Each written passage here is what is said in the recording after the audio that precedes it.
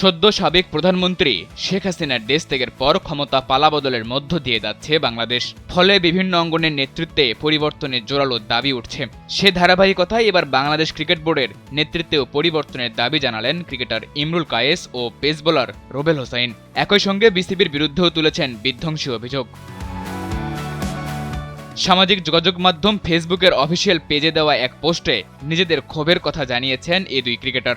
ইমরুল কায়েস তার অনুসারীদের সালাম দিয়ে পরিবর্তনের দাবি জানিয়ে লিখেছেন, স্বাধীন বাংলাদেশে আশা করি সবাই ভালো আছেন। বাংলাদেশ ক্রিকেট বোর্ডকেও ক্ষমতার কালো থাবা থেকে মুক্ত করতে হবে। একমাত্র ওয়ালটন এসি দিচ্ছে 1 বছরের রিপ্লেসমেন্ট গ্যারান্টি এবং কম্প্রেসারের 10 বছরের গ্যারান্টি। বিসিবি অনেক ক্রিকেটারের ক্যারিয়ার ধ্বংস করে দিয়েছে বলে অভিযোগ ইমরুল কায়েসের। তিনি জানান, সম্প্রতি একটা সাক্ষাৎকারে দেখলাম বোর্ড কর্তারা মুখোশ পাল্টে এখন মিথ্যা আশ্বাস দিয়ে যাচ্ছেন। এদের কারণে ক্রিকেটের যে কি পরিমাণ ক্ষতি হয়েছে সবাই তা জানেন। কত প্লেয়ারের ক্যারিয়ার যে ধ্বংস করেছে তারা, শুধু তাদের পছন্দের তালিকায় না থাকার কারণে। খেলোয়াড়দের সঙ্গে ন্যূনতম সম্মান দেখানো হয় না।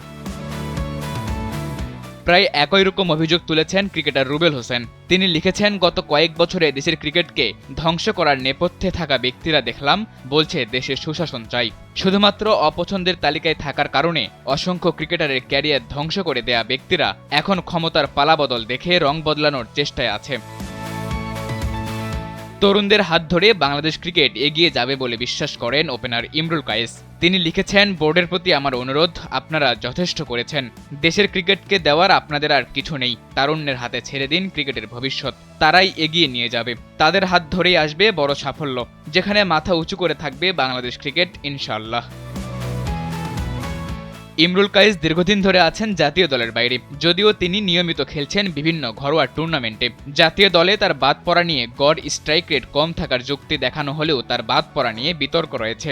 আর রুবেল হোসেন আছেন সব ধরনের ক্রিকেট থেকেই বেশ দূরে। এই দুই ক্রিকেটারের বাদ পড়ার প্রক্রিয়া নিয়ে আছে বেশ বিতর্ক। সাদাতুর রাফি, কালবেলা।